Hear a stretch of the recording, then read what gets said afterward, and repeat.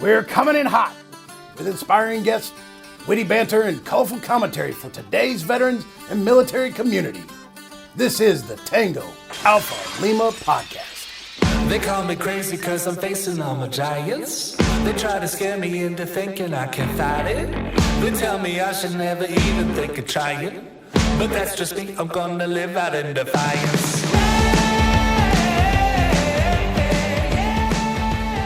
Hello, Alphas. I am refreshed and renewed and rejuvenated because this is the first episode after convention in Charlotte, where I once again got to reunite in person with Ashley Gudemuth, and I said no less than 2 times that cannot be true about something she told me from her actual real and true life.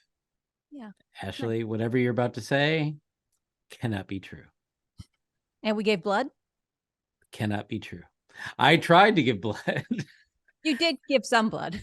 I did, yeah, but they threw it away. Fun fact, if you clot a little bit or take too long to fill the bag, but you got 3/4 of a way, you donated 3/4 of a pint of blood to the landfill. Well, she says that's not, Holly's back there saying that's not the landfill. Whatever. What am I supposed to say?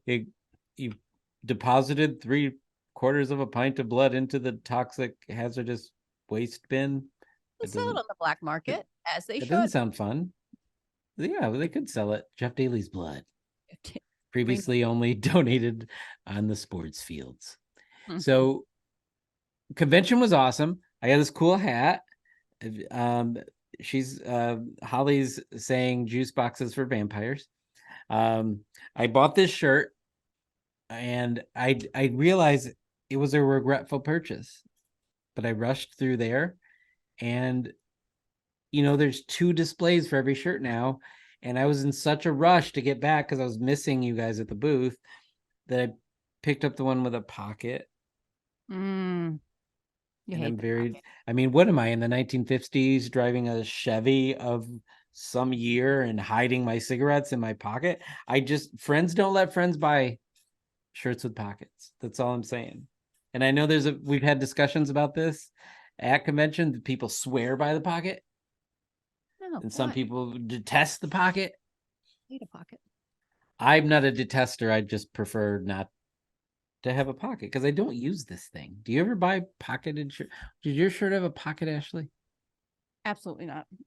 Okay. All right. It's a hot pocket issue, says Holly, and that's why she puts them on there so I can edit what she says. But I let that one slip through. So convention was great.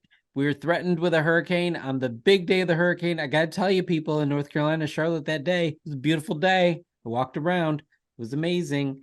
And inside here in this temperature controlled, I'm also really comfortable. And Ashley Gudemuth is in Texas. I'm sure it's really hot. It is, but my house is freezing. I have goosebumps. You would say that one more time? My house is freezing. I have goosebumps. You have goosebumps. Gotcha. Well, I have goosebumps because you looked right into the camera just now, and it was the moment. Thank you so much. I feel the attention that your Roombas get, and oh yeah, it touched me, and now I feel like I have to clean something off the floor. I beat them when no one's looking. Okay. Oh, I don't want that. All right, Ashley Gudemuth. I don't have one of my cool segues today. Oh, your Roombas. You only feed them off the floor, and I'm sure that they have some sort of insecurities about that. Speaking of food insecurity in U.S. military and veterans and how it's doubled the national average. This is from the ampproject.org and Forbes.com. Hey, in recent months, food prices around the globe have continued to climb, making it difficult for millions of families to afford nutritious meals. And while many in the United States personally understand lack of food, it may come as a shock to learn that those who serve this country, U.S. military families and veterans, have faced food insecurity at almost double the rate of the national average for decades. In fact, per the U.S. Census and a Texas Public Radio report, 20% of active duty respondents to a survey in 2021 say they experienced food insecurity, and more than 10% experienced hunger. Further, according to the U.S. Department of Defense, in 2020, nearly a quarter, 24% of active duty service members were food insecure. And as far back as 2014 and 2015, almost half of students in the U.S. Department of Defense schools were eligible for reduced priced meals. We often hear leaders from government and industry extol the virtues and give thanks to the men and women who serve. But what we don't hear is the harsh reality of the lack of health resources extended to those who put their lives on the line and sacrifice for the country. Not only is it a travesty that highlights low pay and lack of resources, but food security among military families and veterans is a national security concern. According to CSIS, it multiplies stresses on active duty personnel, diminishes well-being among service members and their children, who are more likely to serve in the military as adults, and may hinder recruitment for the armed services. However, it is important to note that there have been initiatives and organizations working hard to address food insecurity within the military and veteran communities. These efforts include food assistance programs, collaborations with local food banks, and awareness campaigns to ensure that military personnel and veterans receive the support they need, as well as know they are not alone. Additionally, the U.S. Senate passed a pared-down version of the Military Family Basic Needs Allowance as part of the fiscal year 2022 National Defense Authorization Act. This was a step toward closing gaps in the social safety net, although it's been argued that the approved version falls far short of providing a long-term solution to this crisis. For those in immediate need, assistance can be found through the Military Family Advisory Network and local food banks, Blue Star Families, and other local resources. Military.com also keeps a list of resources and government assistance programs for those in need. This is not in the article, but you can also check out Military One Source, and they have a list of food banks that are near your installation. So this comes up. I bring this topic up every several episodes because I don't think people understand the level of the issue at hand and how it truly does affect national security, which is a big deal in the Legion. It might be a pillar or something. And it's something that we should be paying very, very close attention to. I personally don't know of how many resolutions we have addressing this issue, or if it's anywhere in our legislative agenda. I can look it up later, the next time that I bring it up. And I just don't understand. I don't understand how the military can even accept the fact that any of their war fighters, any of this essential personnel are going out there to do the job of providing national security, and they're worried about not just their own hunger, but, as Ashley likes to remind us a lot, that they're worried about their loved ones at home also facing food insecurity, so that they cannot focus on their job. This is a big freaking deal, and I don't mean to be curse adjacent, but it's a big freaking deal. And I hope that it gets out there. I hope people can address their elected officials about this, because it sounds like it sounds like one of those things that shouldn't be a problem. It sounds like something, if Ashley told me, I would say that can't be true, but it's 100% true, and it needs to be solved. We waste so much food. I don't understand how this is possible. Ashley, I know you've personally worked in this space to try to help out people. Can you talk to us a little bit about some of the things you've seen, heard, and experienced? Yeah, sure. So you were kind of saying, I don't understand. Why is this a thing? And let me enlighten you. Why is it a thing? Because if it is acknowledged by lawmakers properly, it is embarrassing. And that's it. That's why it's a thing. That's why it hasn't been solved. It's not a new thing. It's been around. I have people that tell me that they couldn't afford food many, many years ago. It has been a thing for a long time. And that is why the government hasn't fixed it, is because it's embarrassing, which is so dumb to me. It's so dumb. Like, you have these, don't you think it would be better if the people were fed like they need it, I think, to live? Now, there's also this flip side. So a lot of military programs and military, are built on the backs of military spouses that are filling gaps, and they do it by volunteering. So, and then you'll see the government say how much money they saved. Well, why we saved this much money through volunteering? Well, that's because all of these people saw a need and they were like, oh my God, we can't, this can't go on. How can I solve it? So you have people like my friend, Monica Bassett at Stronghold Community Pantry out in Leavenworth. And she is, we've expanded it around the country, but she feeds tons of people. She has a whole building where people come in and they can take what they need, and they do it very respectfully. They don't like take pictures with the people that need the food, because that's another layer of it, right?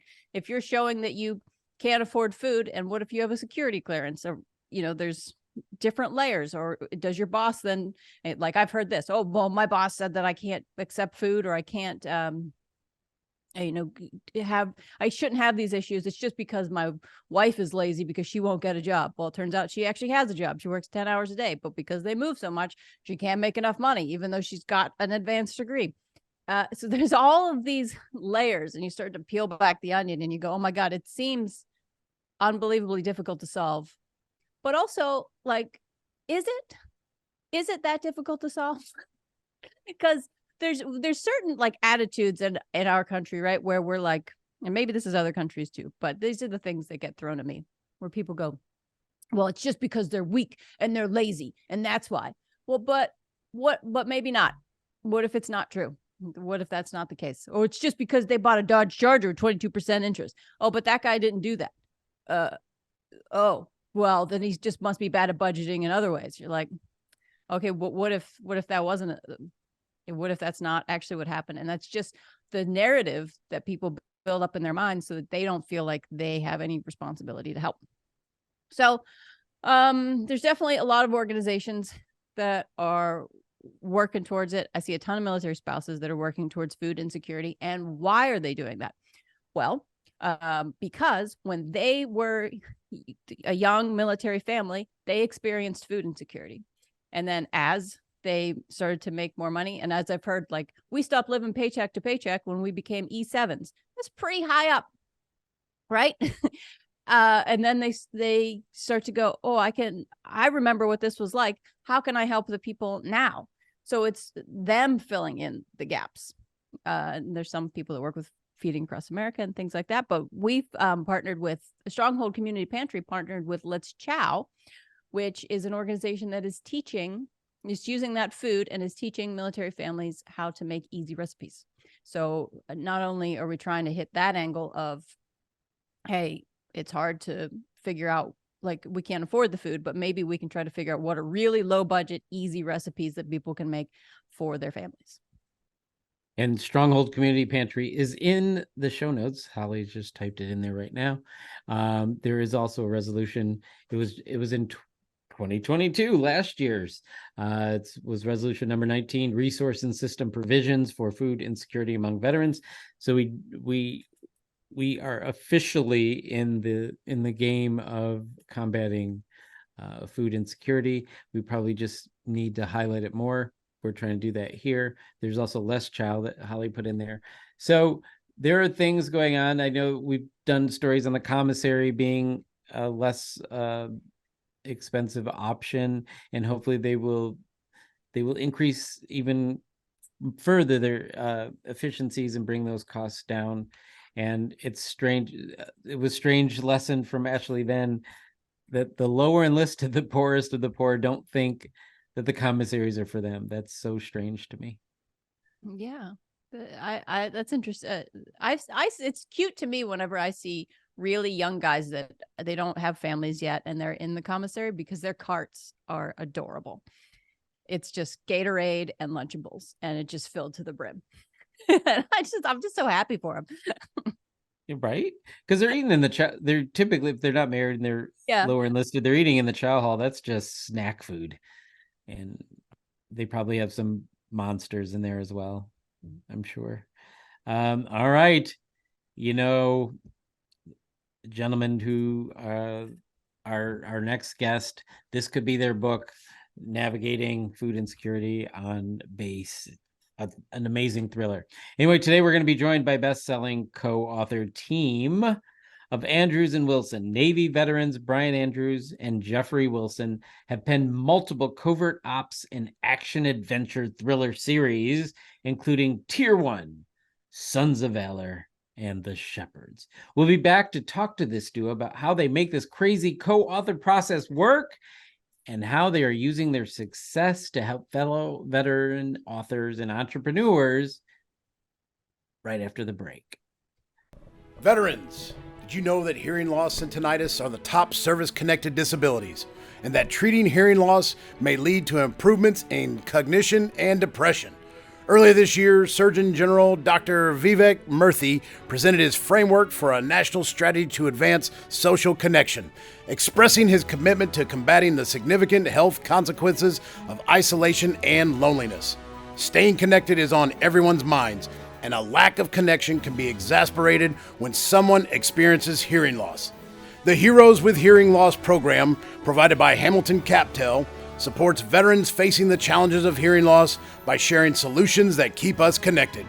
And now, the new Heroes Mobile Captel app for iOS and Android devices is available, allowing veterans with hearing loss to read captions of mobile calls. Download the Heroes Mobile Captel app at no cost and experience the same feature-rich caption telephone service that Hamilton Captel customers have relied on for years. Just search for Heroes Mobile Captel in the App Store or Google Play Store today. For more information, including eligibility requirements, visit heroeswithhearingloss.org. Alphas, welcome back from what I hope was a very productive and or relaxing break. We're here now with people who do not take a break. They're hard chargers from the Navy. Yeah, I said that sentence and didn't break a face or anything. Hard chargers from the Navy. We're here today, Brian Andrews and Jeffrey Wilson. Welcome to the Tango Alpha Lima experience. How are you today? Oh, we're great, man. We really appreciate you having us on. I'm looking forward to this all week. Absolutely. It's going to be a great podcast. Looking forward to it all week, Ashley Gutermuth. Heck Then yeah. why would we put a pause on that kind of enthusiasm? Ashley Gutermuth, first question, go. Oh, all right. Thank you both for being here. I know there's two of you. I want to focus on Jeff for just a moment. That's what she says every week. Every time, even if there's not a Jeff, I just There's always a Jeff. well, sometimes. You already forgot about me. No, I just have nicknames for you. So just private. Professor, we just went over this. Okay, Jeff, you've worked as an actor, a firefighter, a paramedic, a jet pilot, a diving instructor, and a vascular and trauma surgeon. And then you were a combat surgeon with an East Coast-based SEAL team. My first question is, are you 900 years old? My answer goes to Brian. You're right. I got to change my bio because otherwise I'm going to get that question every time. Yeah, my mom says I can't keep a job, and she might be right. I might have a little bit of attention deficit disorder. I do have a strange path, that's for sure. I went to med school later in life because I had done other things. I actually worked in another part of the federal government for a time. Had been in the Navy to become a pilot and was in a motorcycle accident. So flew civilian. So yeah, it's a little schizophrenic, I admit. I'm not 900 years old. I'm only 740 years old. You've And very accomplished well so much. preserved. What is late in life to go to be a doctor? How old were you? I was 30 when I went to med school. That So 4 years, which isn't that old, except that I decided to do one of the longest training programs in the world. So I did 4 years of medical school, then I did 5 years of general surgery residency, and then I did a 2-year vascular surgery fellowship. So I was in my early 40s by the time I finished all my training. And just about that time was I had decided to affiliate with the Naval Reserves because I just always had that need to serve in some capacity. And my family has always been service oriented, but I was going to go be an academic doctor. And then, like a lot of us, 9/11 happened and it just pissed me off. So I actually did not mobilize as a reservist. I called my detailer, told him I originally had a regular commission, and I wanted to go back on regular active duty, which he facilitated. And yeah, then the rest is history, as they say. So Super cool. I love it. He kind of did the reverse career thing. He started with, something with potentially high earning, and then sleeping on your neighbor's couch as an author. You right. just did the decrescendo, as they call it. All right. So Brian, Yes. also in the Navy, you could sail the 7 seas in the Navy. Yes. So you did not work with the SEALs, yet you still wrote a book. That's my joke, is every Navy SEAL Writes a book. writes a book, and they're an expert on everything. Horticulture, Nice. call a Navy Nice. SEAL. You know what I mean? Right. Well, I mean, if you can be an expert at everything, why not be? Right. I mean, Right. they can't help it that they're good at everything. I mean, At everything. Right.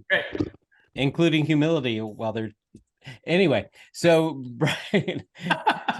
Brian, what was your path to getting down to putting text on tree carcass? Yes. So I was a submarine officer. I served on the USS Louisville, which is a fast attack submarine. I was in the Pacific, so I snuck around underwater, doing submarine things. And then when I got out of the Navy, did some entrepreneurial stuff, went to business school, focused on, startups and business and learning about, all the elements of running a small business. And that's kind of what being an author really is. And I think a lot of people who are aspiring authors don't necessarily realize that, and if you're a veteran and you're thinking about writing a book, you have to keep in mind that, if this is something that you want to transition to as a career, sort of like you were just joking about, Jeff, a second ago, like, my Jeff went from, surgeon to author, and you're like decrescendo in earnings. It's like, you really do have to be prepared for the fact that, when you write your first book, there's like a 0.00001% chance you're going to sell 1 million copies. We hear those Cinderella stories, but in fact, it's a small business and it takes time, and you're not going to earn a lot of money right out of the gate. So, when I started writing, I met Jeff at a writers conference, and I was at this writers conference to educate myself about, what do I do next? I wrote this book, but now what do I do? How do I get it out there? How do I get an agent? How do I sell copies? How do I improve my craft? And so, like anything, writing actually is a business. So it's not Jeff, I'm going to chime in on that, because this is something that should be interesting to your listeners. Just like any other business, I know you guys have had like entrepreneurs and business people on the show and talked about transition. And this business, it turns out, is no different. We have found a rich network of fellow veterans who have made similar choices. And whether you're going to go into writing, whether you're going to go start a coffee business, whether you want to go become a PA, you're going to go into nurse, whatever it is, you really do need to seek out your brothers and sisters from service, because somebody has done it before. Somebody's coming after you. And we as a community, we veterans, we have a special skill set, but we also have a special ability to lift each other up. Like the brotherhood and the sisterhood of service doesn't end after you transition out. And so that was a big impact for us as we transitioned into a writing career. But it's no different than any of the other people that have been on this show and talked about their transition. You need to find your fellow veterans, because we're a tight community, but only if you seek each other out, right? Did either of you write before, like while you were in, or while you were doing other jobs? Have you written your whole life, or is this kind of a new thing? We have one of each, as it turns out. So yeah, I wrote my whole life. It's actually with my schizophrenic job history, and they're not even all listed, by the way. But with all the stuff I've done, I have that as my one thread. I published my first short story when I was 14, and I have written my whole life in every career I've been in and every transition.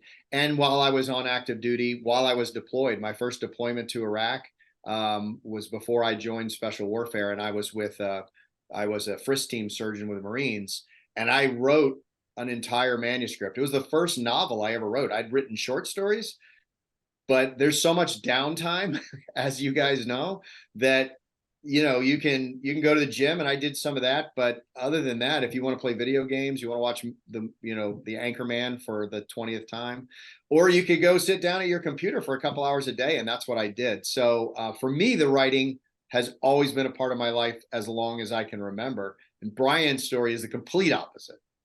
Yeah, for me, I was never writing. With the submarine community, all officers that go through that pipeline you have to be nuclear engineer certified. So you go through Naval Nuclear Power School, prototype, and then when you're on board, you're just immersed in your quals, and you're trying to qualify on all the different watch standards and get your engineering certification. So you would think, gosh, there's no time to write. And there isn't, but there is time for sort of storytelling on watch. And that's this sort of like ancient, it sounds glamorous now when I think about it, but all I was really doing is just engaging in the same thing that human beings have been doing for the beginning of time, since the beginning of time, which is just telling each other stories to pass the time. So when you're on watch and maneuvering, you have a 6-hour watch or 8-hour watch, and you're driving around at 5 knots trying to be quiet, and there's nothing happening back there in the engine room. What do? You tell stories, you pass the time. And so I became this collector of stories. I'd go to port, I'd find my buddies on different boats, I'd get stories. Oh, what's something funny that happened? And I'd collect them. And then when we go out on the next deployment, I'd save them up, and I'd tell them to people. And when I was leaving the Navy, one of the guys on the boat was like, "Hey, you're a pretty good storyteller. Have you ever thought about writing a book?" And I said, "No, I never have." But he put that earworm in, and he put it in there. And then a couple years later, I was like, maybe I should write a book. And that's how it started for me. That's so much more supportive than the Marine Corps. Oh, you think you can write? I didn't know you could read. That's what they would probably say to me. Crayons. There has to be a crayon joke if we're going to talk about Marine writing. Yeah. I mean, it's not lunchtime. Let's not go there. So I get how you guys write individual. You've written individually. Can you go through? Because I've never understood this. I was never a group project guy. I was always, if you want an A, just leave me the hell alone. I'll do the project, and everyone's happy. What's the process of writing together? I was the same as you, Jeff. Like I don't like doing projects. I just want to I'd rather do extra work and have total control.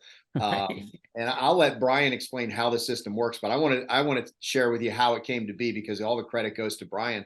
We were writing individually when we met, and military guys, we seek each other out. So we were at this big conference. International Thriller Writers has a conference in the summer in New York. And what version is he going to tell? Yeah, that's right. I'm not going to tell the stalker one. I'm going to tell the one where you're stalking. No. Okay. So I don't do social situations very well. I know that's shocking because I'm so enjoyable to talk to.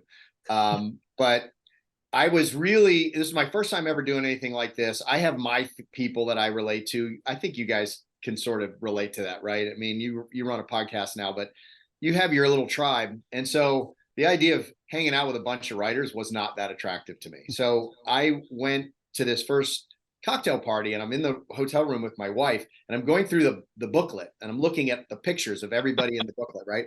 And I'm looking for people who are veterans. I don't even care what branch of service.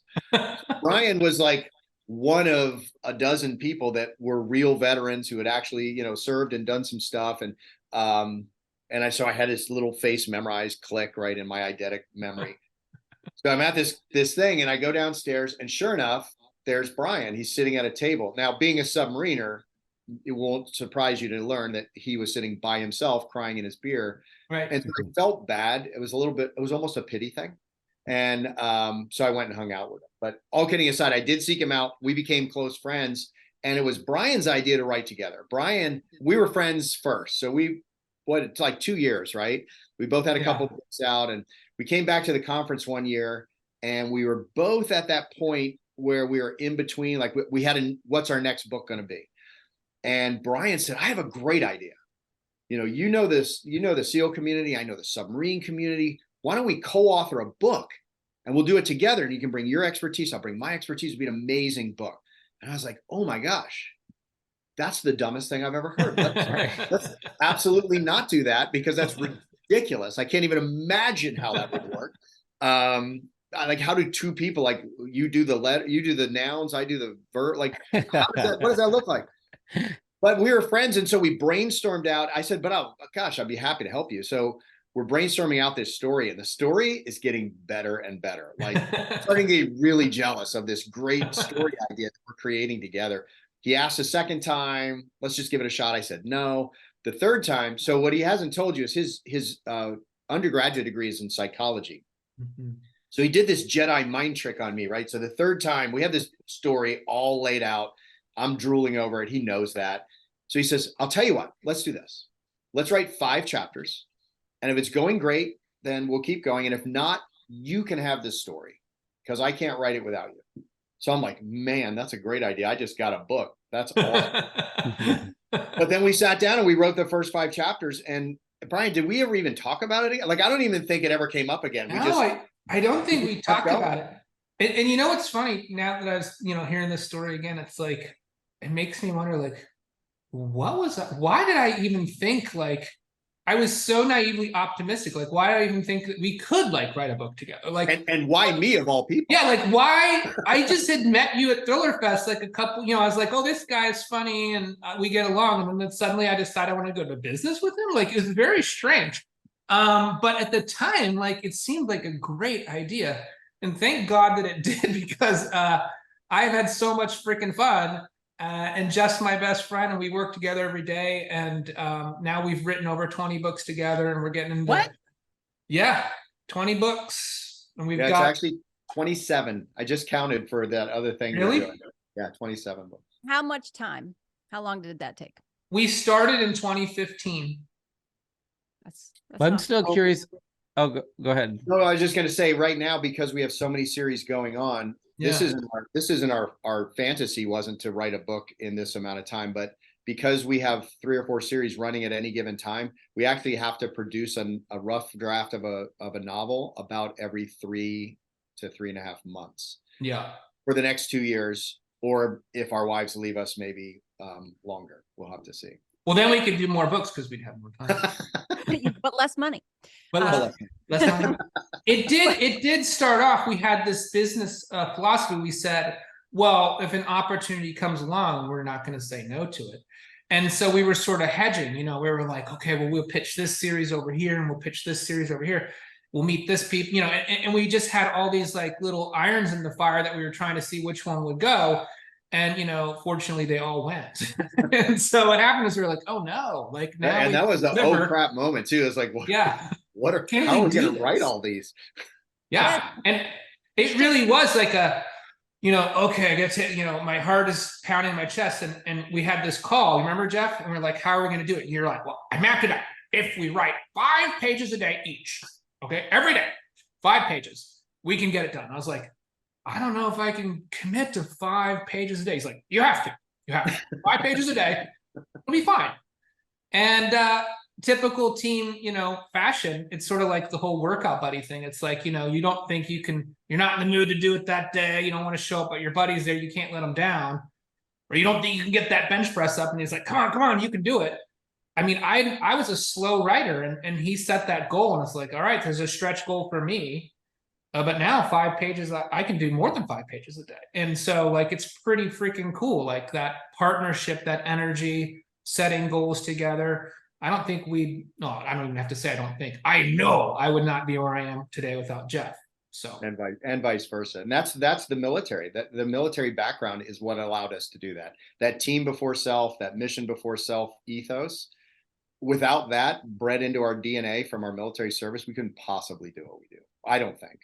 I mean, okay, but there's a lot of military people that couldn't do what you just said that you do.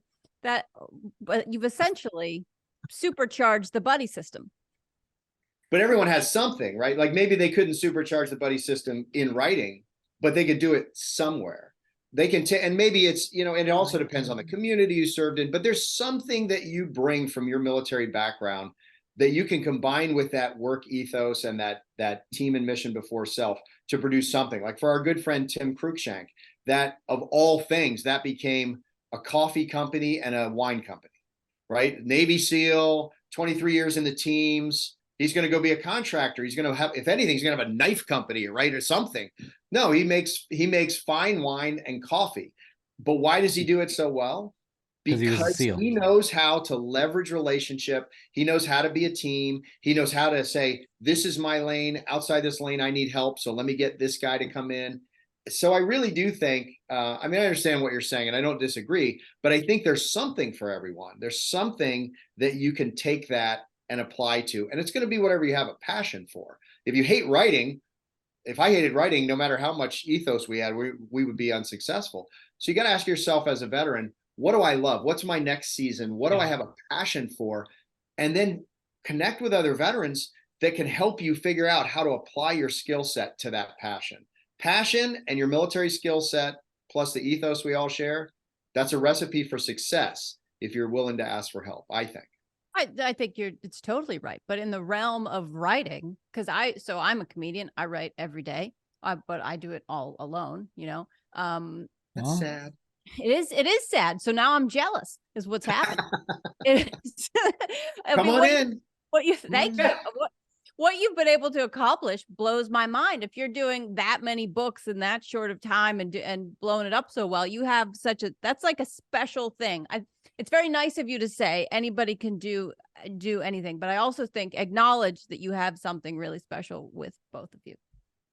Yeah, and I think part of the acknowledgement is the fact that, you know, in the beginning we had to sort of set some ground rules, right? And there were some things we tried to do to set ourselves up for success. One of those things is very early on, we said we have to look at this like a business. And it's sort of coming back to that opening conversation, you know, a lot of people, when they set out to write a book, they say, you know, I want to be famous, or maybe I want to make a lot of money, or maybe I just want to have my ideas out there so people can read them. Or maybe I want, you know, my friends and family to have a copy of a book with my name on it. You have to decide, you know, when you're starting out, what is your goal? Why are you doing this? And so when we started out, we said, okay, we want to make this, we both want this to be a career. We want to do this full time.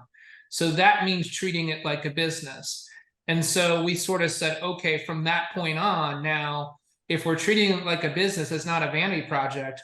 And Jeff was the one who came up with this. And I think it's sort of the cornerstone of our success, which is, he said, look, it can't be like about, oh, I wrote this page and you wrote this page and this is your idea and that's my idea. No, it has to be, the book is the product and together we're going to contribute to it.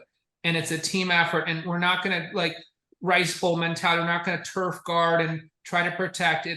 We're going to both contribute to this. There's going to be friction. There's going to be creativity. Somebody might put in more hours this week than the next week, but at the end of the day, we're both contributing to this book, and we just want it to be the best damn book that it can be. And so by taking our ego out of the writing process, which is hard to do for a lot of authors because you're proud of your prose. For us, take the ego out. It's not about the prose. It's about the story, the characters, and the finished product. And that was the ethos that we started with. And without that, I don't think we would have been successful. Well, now I know why If you're writing, now I know why. You get it. I want to make sure we get back to Brian, because this, Jeff, you started and you said, I'll let Brian answer that. And then Brian. Oh, how we do it. Oh, totally ignored me. I thought you would forget. I thought he didn't take his ego out of this interview, and he just ignored everything that this Jeff had to say. Anyway. So you kind of gave an example accidentally. You'd say, like, I write 5 pages, you write 5 pages. Yeah. How does that work? If you write 5 pages and you Jeff, you want to get into the mechanics, it sounds like. I'm just he wants to look under the hood. I think he's saying, what the hell? How does that work? The creative process, it baffles me, because you're 2 different people, 2 different experiences. Yeah. No, it sounds crazy. If I go from page 5 and let's say Jeff wrote page 5, and if you have a superstition about page 5, I apologize for triggering you. And Brian wrote page 6. Aren't they different voices? No, Can you tell which page that's each our person special wrote? secret sauce. So I will answer your question now. So what we do is we already individually are writing third-person multi-POV novels.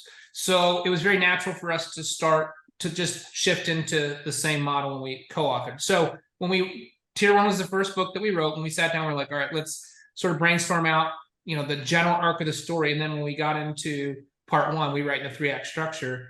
We said, all right, we're going to divide up the chapters based on point of view. And I think we said, just to make it easy, we'll have 4 POV characters. So that's an even number. So we had 4 to rotate through. But instead of Jeff taking 2 and me taking 2 for the entire book, we were a little audacious and we're like, well, let's each have time in the character's headspace.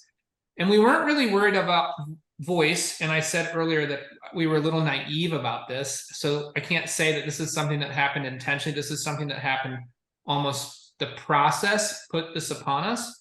So when we divided the chapters and we were writing each different character, we would shuttle the manuscript back and forth. And as we were Jeff's building the master file, that's one of his duties. He maintains the master file. So he sends me his chapters, I send him mine, and then we look at them and they go in the master file. And then throughout the process, we're switching characters. So now each of us gets a time in each character's headspace. So our individual voice starts to show up in all the different chapters. And Jeff, I'll kick it down to you to talk about the next step that causes this. Well, and even part of that step, I think the most important step to answer your question about voice is he doesn't just send me his chapters and I look at them. He sends me his chapters and I rewrite them. Yeah. I send him my chapters and he rewrites them.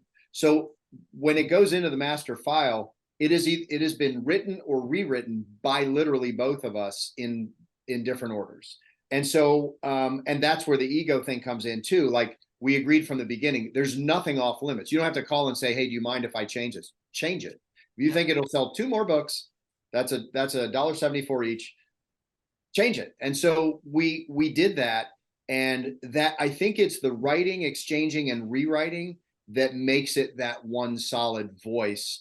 And honestly, this sounds like something silly to say, but there are times when we don't do it page by page. We do chapters, as he said. But my wife will be like, she reads the final book and she'll be like, oh, chapter 11, that was you, right? And I'm like, I don't know. I literally don't remember because it's gone back and forth and back and forth. There are times that I do, but oftentimes I can't tell you who wrote what. But once we have that master file and the entire manuscript is done, then we're going to each take a pass of editing it start to finish to fix little mistakes and redundancies. But while we're doing that, we're weaving those 2 voices in as one voice again. So the end book has had each of us touch it 3 or 4 times, every word, every sentence, every chapter. And I think that's been sort of and like Brian said, I'd love to say we're so brilliant that we said, this is what we'll do and why. That's not what happened. We just sort of fell into it and it worked. And in retrospect, we went, wow, that was really good. I'm glad we did that. So, yeah, it sounds crazy. Fell into what a writer's room is. And they do it because a lot of times they don't know what has flown in and after the head writer's done it all. It's super cool. I think what you've done, I love when things become super efficient. I'm always trying to do that with my own stuff. And the way that you've streamlined it and you've able to, and that makes it like explode and be successful is awesome. Now you've both, Brian, you're on subs, Jeff, combat, surgeon. You've both seen some stuff, right? Do you ever write anything that you won't show anybody? You're like, this is too dark. Well, they don't even want to talk about it. They're like, no, we can't talk about that. There's the emotional part. I'm trying to think if it's true or not. If there is any. Go ahead, Brian. Well, on the submarine side, at least, I mean, for Jeff, there's some more visceral sort of emotional stuff with the type of combat that he's been involved with. You know, with me on the submarine, it is a different type of service in the sense that, you know, if we inflict damage, like the Louisville launched the first salvo of Tomahawks in the Gulf War. So if we inflict damage, it's away, right? It's like you're submerged, they go, you don't see it, you know? So it's sort of like, you know, and we've seen this sort of in film and television with sort of drone warfare. People pose the question of, you know, if you're not there to see the aftermath of your actions, how does that affect the kill decision, your ability to execute, do those things? So are we removing the humanity from warfare and stuff like that? So for me, the things I can't talk about in the books are sort of the mission specific things that, I agreed when I left. I won't talk about, well, we did this, we saw this, we were there at this time. Like those details can't make it into stories. But since I write fiction, we can fictionalize. Like the new book, Act of Defiance, we can talk about that a little bit more later. It's fun to talk about, but heavy submarine centric book, lots of stuff in there that's really cool, but it's nothing that I actually did because it's all fictionalized. So that gave me time to think about my answer. And I can tell you that there isn't anything I've ever written that I wouldn't show to anyone. What I think has been part of our success is our willingness to take some very emotional things and weave it into a story, because I think that that's one of the reasons that our fellow veterans embrace our work as much or more than almost anybody, because it humanizes it. So we try not to write the superhero, single solitary guy kicking in the door, saving the day. There's no superheroes in our story. There's ordinary people doing remarkable things, which is what the military really is. And by showing the toll that has on an individual, on relationships within a team and family relationships throughout our work, even though we're writing action stories, I think it humanizes it in a way. And so I think I've always been willing to take some of the dark things from my life and some of the bad memories that I have and incorporate them into the characters and the experiences from others too, so that our complex characters become amalgams almost of people that we know and situations we've experienced. And I think it makes it feel more authentic. And that might be the reason why that we're willing to share the dark stuff. Yeah, no, I think that's great, because what's the saying? Like our imagination is nowhere near as horrible as what actually can happen. That's true. So. Yeah, it reminds me of a saying: "Eat your fries while they're hot." Jeff, I have some marriage advice for you from a terminally single man. So please take every syllable I say and apply it to your life. If your wife asks you, Chapter 11, that's totally you, your response should be, did you like it? Before answering it. If it's she hates it, then it's Brian's. Well, I already tell my kids that every swear word in every book is written by Uncle Brian. They're like, yeah, that guy. To clean it up. He needs to that guy, right? Those guys in the subs, they go crazy. So let's I want to specifically talk about let's talk about some content that you've created together. Now we know how you got there. We sort of know how you work together. Still don't understand it. Let's talk about the results, the product, the thing that's paying your bills. So your newest book. Well, I have 3 books here that we were going to talk. 3 series. I apologize. 3 series. You guys read multiples. Pick 1 or 2 or 3. It's hard because we have a book come out every 3 months. So yeah, I mean, there's always a book. Grab which one sounds interesting, Jeff. You guys have written more books than post-collegiate Jeff has ever read. I'm just like, if it's not assigned to me, you're the problem. We don't need customers like you. We need the other kind, the kind that read. And especially in 3 months, that's a commitment. Okay, so you have your series. The best-selling series are Tier 1, Sons of Valor, and the Shepherds. So which one do you think a person should start with to really delve into the craziness of this creative process? And which one's your favorite? You got 3 questions here. Which one should we start with? Which one's your favorite? And which one are you selling now that everyone must buy so that you can continue on this path of success and stardom? You want to start with question 1, Jeff? Yeah. Question 1, which one should we dive into first? That's like asking which kid do you like the best. And every parent has an answer. They just won't say it. Well, what's funny about our series is we're very lucky that we were, or just stupid, but we were audacious enough to be fairly eclectic in our writing. That's hard to do in our business. Once you have a successful series like we did with Tier 1, editors and agents and everyone wants you to keep writing that because it's paying their bills too, right? And so we were able to resist that. So it's sort of like comparing your kids, not just who's your favorite, but they're so different, right? So I think that we have something for everybody. So Tier 1 is our tentpole series. It's what got us started. There's the 8th book is what we're working on now. And it is a sort of a covert task force kind of thing. We've all run into those spooky guys downrange, and this is about those guys. So in Tier 1, the Tier 1 SEALs have been wiped out because of leaked intelligence, and the sole survivor is recruited to take on a new identity and hunt down the people responsible. And he forms Task Force Ember, and that's how the series launches.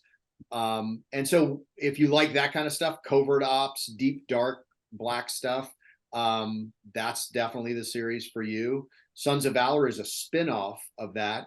And so that's just straight up SEAL team, JSOC level SEAL team kind of action. So that's another book. And then Sandbox is a faith-based action series. So that's published by Tyndale House, one of the larger Christian publishers in the world. And so we've taken all of that kind of stuff and put it with aspects of crisis and faith and spiritual warfare. What else do we have? Sandbox is tech, right? Brian, talk about Sandbox. Like, that's our most recent book. That's your newest one. Yeah. So, like Jeff was just saying, there is a tendency for publishers and even readers that, they want to put you in your little box and they want you to stay there. And it is a challenge to maybe step out of your box, because the people, when they want to read a military thriller, they go to that box and they say, oh, I like these guys, or I like this series. I don't know if I want to step out of that box to read Shepherds, which is, a faith-based action adventure series, or Sandbox, like Jeff was saying, that's our newest one. Sandbox has a really cool cover, by the way. Hold it up. Yeah. Cool, right? Yeah. But that is nice. Yeah. Go Blackstone. They did a great job. Yeah, so this book is about artificial intelligence, and it was something that we started. You hear authors talk about books in the drawer. This is one that before we had even sort of stepped into these other series, we wanted to write this book. And so a couple years ago, like 3 years ago, we started this book. We stepped away from it. We came back to it because we really liked the characters and it was a story we wanted to tell. And it just so happens we finished the book, and then it came out this summer, right after ChatGPT and all these AI systems are sort of coming online. So it's very relevant. It's very timely that the book is coming out now. And the idea with the Sandbox is sort of delving into, what happens when the first general purpose artificial intelligence becomes self-aware. And so when you have something like ChatGPT that is moving towards this general purpose artificial intelligence, the ability to be flexible, process different questions, different inputs, and make sense of them and provide an output. I don't think that ChatGPT is self-aware. I'm not seeing any articles, to that extent. There are some people, who've played around with long conversations with ChatGPT, and some people will claim, oh, well, it seems like it's alive, or it has intent, or it's self-aware. I think that the big tech has basically said that they don't think that it is. It's not at this point. But it's coming. It's certainly coming down the pike, because a lot of, and we get into this in this book, a lot of these new AI systems use neuromorphic design. So they hired years ago, coding companies, tech companies started bringing in cognitive psychologists, people who looked at how does the structure of the brain actually influence how we think, and a chip doesn't work like a neuron. And but maybe it does. Well, what if we have a whole bunch of neurons? How's that like a chip? Well, what if we have a whole bunch of chips? So they started incorporating these elements from how the brain works into the architecture, the hardware that powers these AI systems. And that's when they started to see some pretty surprising and interesting results. So I think, the jury is still out right now, but it's only a matter of time before artificial intelligence becomes self-aware. And once it has we talk about this in the book. Like, we believe that, you know, self-aware is the sort of the kiln, the intention. You know, once you have the ability to, intention is the kiln of desire. So that's going to happen when these things become self-aware, and we have to be ready for it. Now, being a thriller everyone novel, knows. you got to I was make gonna it. say everyone knows what artificial intelligence is going to become, because we've all seen, you know, Terminator, Right. Battlestar Galactica. And we went in a little bit of a different direction. I think ours is a little fresher than that. Rather than, I don't need humans anymore, and so I'm going to take over the world and get rid of all the humans. We pose the question, what if an AI that became sentient, became self-aware, went mad? What if we created conditions in our developing of this intelligence that caused it to become a sociopath or caused it to become psychopathic? And so in our story, the AI has gone insane and has murdered its creator, which also is another question you have to read to figure out, because it's not a robot, it's a computer program. How does a computer program affect the world around it? So we have a Army CID investigator in Valerie Marks, who is now a homicide detective. And the first case she catches, instead of a domestic, she catches the murder of the richest tech guy in the world, who was murdered in his own home, which is sealed up and no one can get in or out. Who could have done it? So we've written this as a thriller novel for sure, but we hope that people will ask some questions like, well, gosh, what about? And by the way, we're not anti-AI. We think there's some safeguards that need to be in place, but I think the cure for cancer will come from artificial intelligence. As a former surgeon, imagine in the operating room, you encounter something unexpected. You have a little earbud in, and an AI can feed you the world's body of literature on everything related to that surgical procedure. Lives could be saved. Engineering, battle space management, intelligence gathering. There's a lot of applications, but we better make sure it's a machine that works for us, that we have complete control over, before we go too far down that road, if that makes sense. It does. And on the record, I am against artificial intelligence. I don't think we have enough biological intelligence to control it. So I'm not cynical about human beings. It's just, we're dumb. It's not cynicism, it's observation. I think an AI based on Ashley would be very scary. You heard her, she's always trying to be efficient. And humans are very inefficient just by the nature of nature. And AI Ashley would 100% murder us all. Oh, it's true. As somebody that has 7 Roombas, I am pro robot. And she's not making that up. That's a lot of Roombas. That's a lot of Roombas. Do they get together and hang out when you're not there, do you think?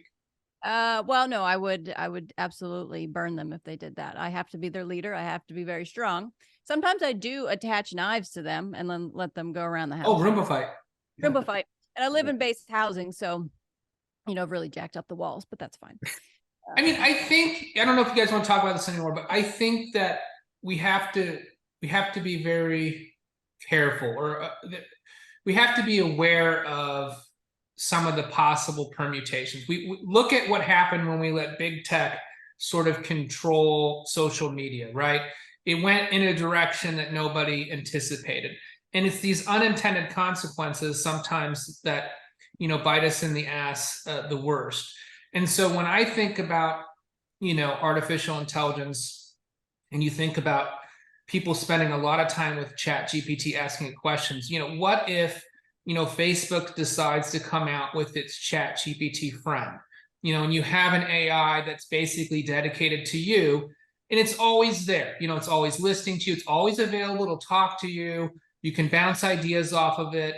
And, you know, just as human beings, sort of, Jeff, to your point, you know, we are hardwired in sort of an evolutionary way. And it doesn't make us dumb, but I mean, we are susceptible to, you know, conditioning, behavioral conditioning. And so now you have this possibility of this constant interaction with an artificial intelligence that maybe, and we talk about this in the book, you know, it never gets tired, doesn't get bored of you.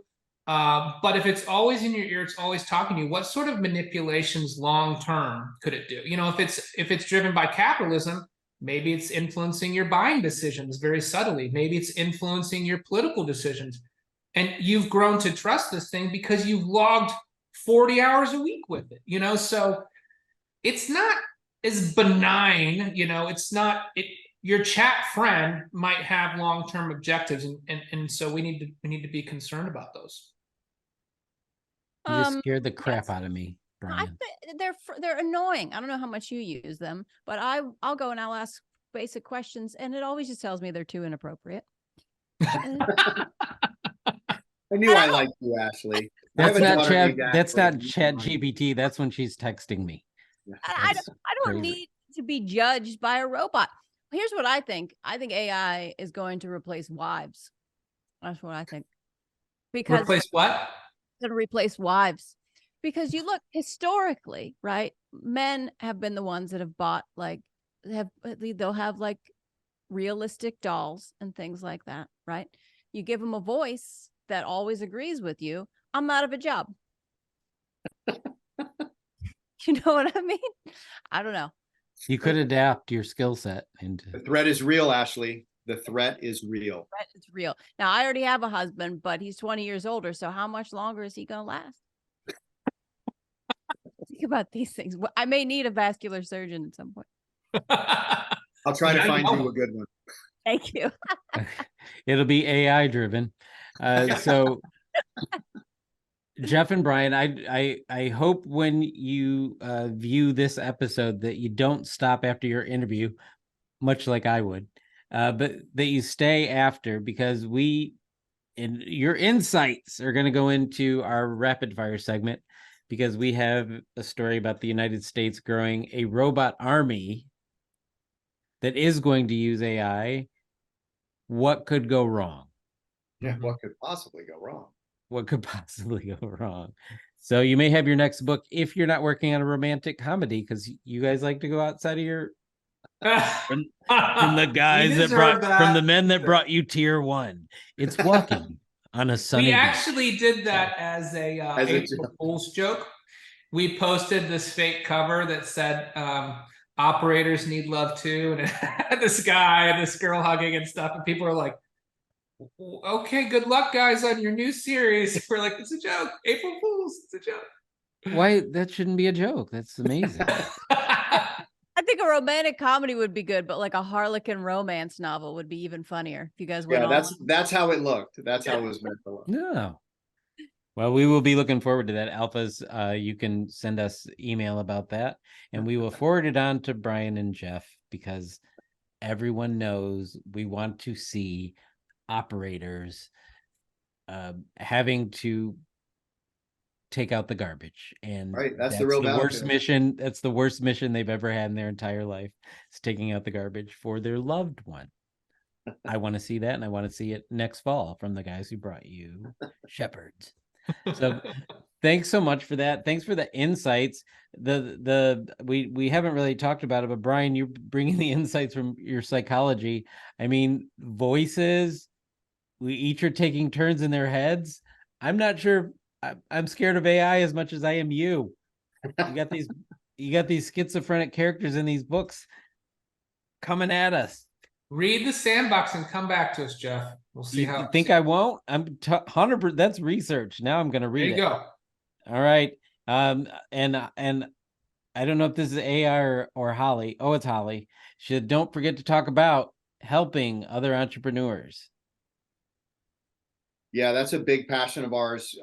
We always have a support page in all of our books and on our website with other veteran organizations that we try to lift up, not just charities. We support Folds of Honor, we support SEAL Legacy Foundation, Wounded Warrior. We're very active with those organizations, but also just the guys on the street who are transitioning and want to partner to do things. So, we ask people to reach out through our website. We like connecting people. We like connecting with people. And we're always looking for ways to give back. We've been very, very blessed that what we took away from our military service has turned into a very lucrative career for us. And we just want everyone to find their special happy place. Like the idea that I get up every day and I pad out to my lanai and I talk to my best friend and we write a story and I make a living that way. That's insane. What a blessing. And so we just want everyone to find their happiness. And so it is something we're very, very, very passionate about, for sure. All right. I think Ashley and I are gonna have to write I don't know about a book, maybe a short story and a limerick. We're gonna write a limerick together. It'll be about 5 lines. We'll be done. What do you think, Ashley? I think it's going to be a hit. I love a good Yeah. memory. Well, I want to thank both of you for being on here. It actually is kind of outside of thinking for me. Like, so you probably are inspiring other people to try things that they are not used to, working together. Do not try things that people aren't used to that Ashley does, like eating a sardine on top of a Twinkie on Instagram. That's I just followed you guys on Instagram, so I'm sorry if you look at my page and you see some really weird stuff, but and Looking forward to it. it's the strangest thing ever. So thank you so much for being here. Alphas out there, you know what to do. You have to go to their website or Amazon and get the book. If they go to your website, can they buy a signed copy? You go to our website, you can do a couple things. One, you can connect with us directly. So if you email us and you want a signed copy, we can arrange that. Or if you go to the website, there's links just to any of the particular vendors that you like to use. So if you want a physical book, great. If you want an ebook, great. If you want an audio book, it'll direct you to all the different vendors, independent booksellers, Amazon, all of them are on there. In all formats. So however you like to consume your information, we have stories in that format. Also, if you sign up for our newsletter, we promise we won't spam you, but you will get information first about new releases, cover designs, cool stuff that we're doing in events, places we'll be. So that's another option, sign up for our newsletter. And I think you get it. Do you still get a copy of Scars when you sign up? Yes, you get a free book. You get a novella called Scars, which is a prequel to Tier 1. It's how John Dempsey gets his scar. Ooh, origin story. Origin. So a lot of these things, I was trying to end it, but sorry, I can't. Much like the toxic relationships that I've been in my entire life. So if you could pick one of your children to be the next best Netflix series, which one would it be? Because I know the executives at Netflix listen and watch this show. Unfortunately, that's a great question. It is a great question, but one that we're bound not to fully answer. We actually have close to a dozen TV and film deals in various stages of development right now with a number of companies. Nice. And I think most of the stuff that we're doing is under consideration. Some of it has already been sold. It's actually been publicly announced that Tier 1 is in development as a television show. But we have a bunch with whom? of other. What's that? With whom? Or you're not allowed to say? No, we're not supposed to say. So, okay. but we have a lot of things going on in that space too. Some of them as screenwriters, all of them as executive producers. So we're really excited about that sort of new season in our career as well. And some of it is IP that we haven't even published yet. So it's going to be an exciting few years. And all that information is available on the website as well. Well, now I'm definitely buying an autographed copy of Tier 1 because now I know. Well, you get one no matter what because we had such a great time. Yeah, whatever books you guys want, just let us know. Yeah, you just tell us, and that's done. That's easy day. Well, I need a starring role in this Tier 1 series, basically. Yeah, we're gonna find your executive producers for you and Ashley. But if we agree to find you one, you have to agree to do whichever character we pick for you. No problem. Let me read the book first. So Ashley could be Whitney Watts. Ashley could be Whitney Watts. Why can't I be Whitney Watts? You have muscles? I can read it and find out. Okay. All right. So you guys are super busy. You have 5 pages to get done today, so I don't want to keep you forever. But thank you so much for doing what you do, and also for helping out other veteran entrepreneurs in various ways, and because the community needs it. And because we're always trying to enhance that biological intelligence before artificial intelligence takes over. And we are going to continue this discussion with our alphas without you, because there's some things you can't tell us, and there's some things that we can't. Well, we won't tell you while you're sitting here looking at us. You'll have to watch the show to hear what we say about you. So alphas, I want you to go get comfortable, take a little break, and then come back so that we can talk about Jeff and Brian and all the things that they're doing right after the break. The American Legion is raising awareness about PTSD and veteran suicide by offering hope, camaraderie, and support. Be the one to help end veteran suicide. The goal of the American Legion's Be the One campaign is to destigmatize asking for mental health support. Be the one to ask a veteran in your life how they're doing. Be the one who saves one veteran.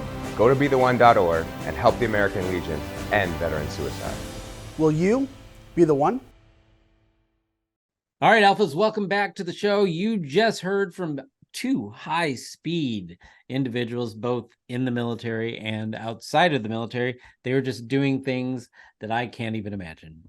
Being in a submarine, being a surgeon in combat, or writing books. I just can't even imagine doing any of that. What are your takeaways? Yeah, I feel inspired to find a buddy.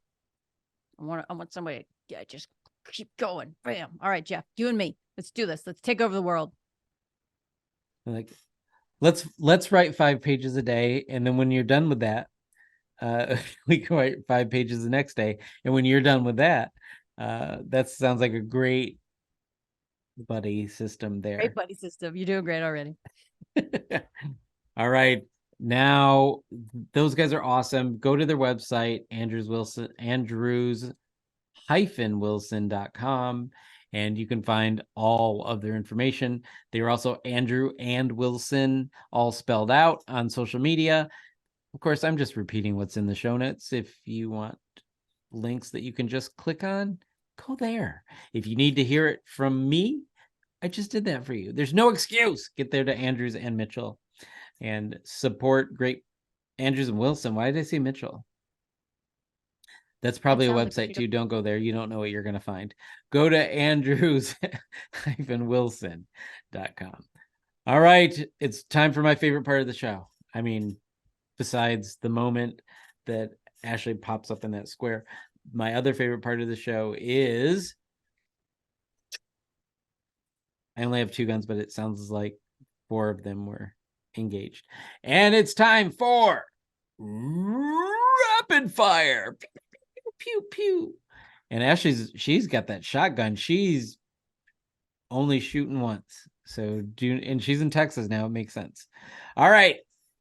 Rapid fire number 1. This is an AI summarized article. Yes, I am training the enemy. This is, according to an article, this is from a corporal gives a speech in front of the top Marine and got promoted on the spot. According to an article from Marine Corps Times, a corporal named Peyton Knott gave an off-the-cuff speech at an award ceremony in front of the top general in the Marine Corps and received an unexpected Navy and Marine Corps Achievement Medal and a meritorious promotion to sergeant. Knott also received an award for taking on a billet typically reserved for gunnery sergeants, enlisted Marines with years more experience. Gunnery sergeants are E7s. They're scary individuals. Corporals are E4s, and they're adorable. So you have an adorable corporal doing a scary man's job. Makes a lot more money. I'm glad he got it. I'm glad he got a promotion and the award. Do you congratulate this young man, Ashley?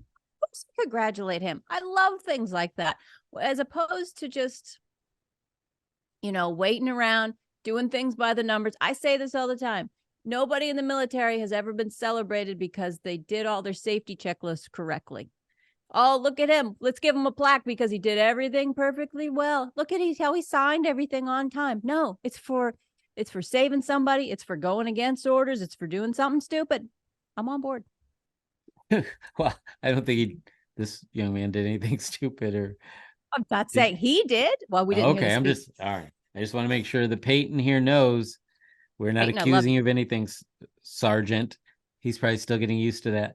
The interesting thing is if you read the long version, the guy's he's still the assistant commandant of the Marine Corps because they haven't Senate hasn't confirmed anybody yet.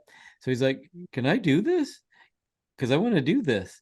And he field promoted him to sergeant, which I believe is the highest rank that you can actually do that. You can't just make someone a general, I guess, but you can make him a sergeant. And he did it. It was amazing. All right, rapid fire number 2. This is the scary one. United States is growing a robot army. And this is the first time we've used this source this website as a source. It's giantfreakingrobot.com is the source of this article. The time has finally come for robots to duke it out. According to Science Alert, to keep up with the ongoing threat presented by China, the United States is kicking a robot army into gear. The news came from the U.S. Deputy Secretary of Defense, Kathleen Hicks, who says that over the next 2 years, the U.S. military will begin to push forward with plans of building thousands of these robots for battle, an initiative called Replicator. Now, it should be noted that a lot of this has been inspired by the drone usage in the Ukraine. They are planning robots for air, land, and sea. So this is proof that Marines are not robots because that's our mission in the air, on land, and sea. And robot warriors are going to have AI. In Jeff Daily math, that equals what could freaking go wrong? Robots and AI. Ashley, thoughts, please. I wonder if we'll still have individual personalities. Like if you have Marine robots, if you have Army robots, Navy robots, if they, Air Force robots, we already have those. What we are anyway. They're great putters, I hear. Great putters. Yeah, I wonder if they'll have individual personalities. I was at a conference where they had an interesting, it's not exactly quite there yet, but it was like if you went up and you could hit it or you could shoot at it and it would fall down, kind of a thing. And they were starting to make it more, I don't know, fighty robot friendly. We're getting there. Fighty robot friendly. Yeah, I went and punched a robot at a conference is what I'm saying. FRF. I was into it. All right, we are going to move on now to rapid fire number. Ooh, that's 3. 988 plus 1 challenge coins. This comes from my favorite home on the internet, legiontown.org. If you have not submitted a story to legiontown.org, I don't even know if you're in the Legion because you're not telling your stories. So you're doing it in private, you're secret, you're keeping it to yourself. Quite frankly, it's rude and selfish. So get on legiontown.org and share your stories of your post's awesomeness. All right, in this story, American Legion Post 14 in Bozeman, Montana, partnered with the Montana State University Veteran Support Center School of Art and the Montana 988 Project to create suicide prevention themed challenge coins meant to increase awareness of suicide and resources available to help people, including veterans who are in crisis. Graphic design students, MSU veterans, and local veterans are leading suicide awareness efforts through newly minted challenge coins. Each design includes Montana's suicide prevention and mental health crisis lifeline number 988 on one side and 988 plus 1 on the other side for veterans. Just editorial note, those will work anywhere, not just in Montana. The challenge coins you may not be able to find outside of Montana. In support of Be the One campaign, the challenge coins were on display at the Emerson Center for the Arts and Culture for the premiere showing of Mending the Line in Bozeman. This is a challenge coin I would need to know where to buy. I don't have that information.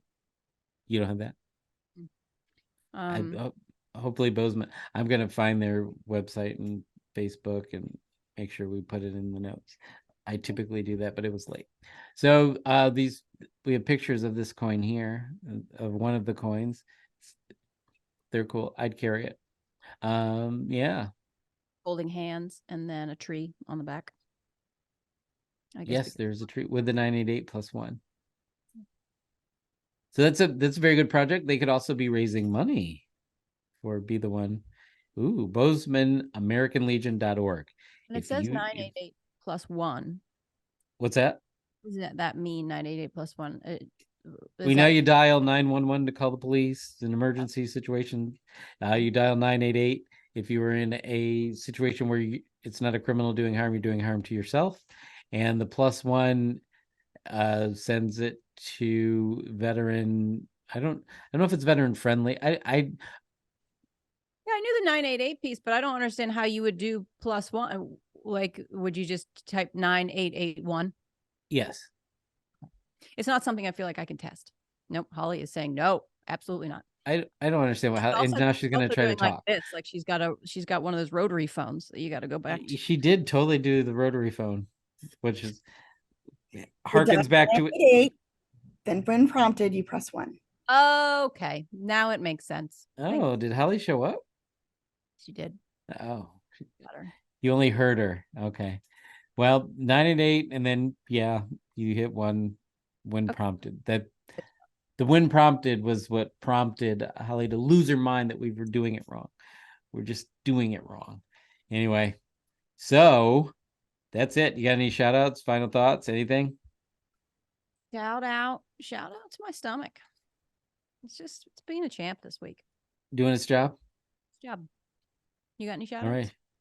I want to shout out everyone who we came across at the convention, because 98% of you were awesome, and the 2%, you know who you are.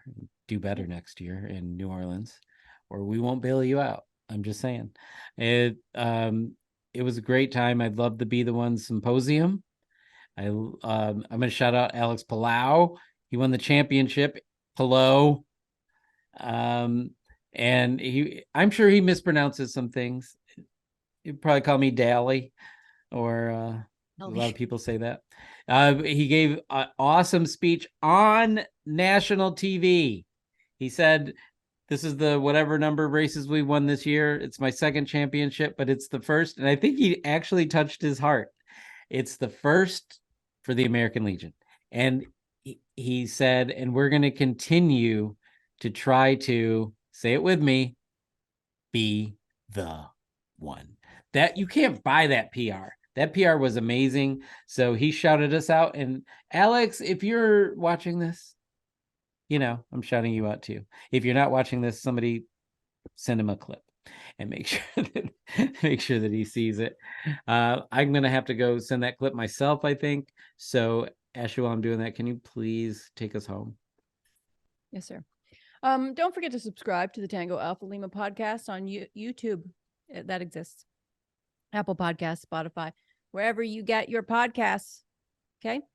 Please leave us a review if you can. Do it right now. Leave us a big old 5-star rating. If you don't, around Christmas time, there's going to be a present that your kid really wants, but you didn't buy it early enough in advance. And you're not going to be able to get it in any of the stores, no matter where you look. Even if you go like on base and you think maybe people didn't buy them out in there, it's going to be sold out there. And you waited to the last minute because you're a bad parent, and because you didn't leave that 5-star review, I'm going to outbid you on eBay, and I'm going to keep it, and then I'm going to burn it. Yep. and send that burning photo to their kids. You know what? That's another layer, and I'm here for it. If your kid wants to have, if that kid is so traumatized, they have a guest recommendation, go to legion.org/Tango Alpha Lima. Click on the suggest a guest link, and maybe they'll suggest a better dad.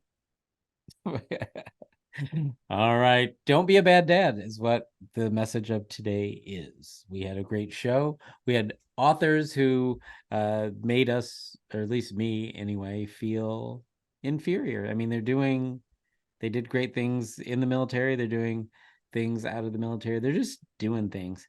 And as always, be vigilant about topics like food insecurity, and be wary of topics like robot warriors with artificial intelligence. Have we not watched any science fiction over the last 20 years? Oh. This is going to end badly. And in fact, AI may shut down this whole broadcast because, yeah, shoot, you should end the show right now. But before they do that, I'm going to declare season 4, episode 181 mission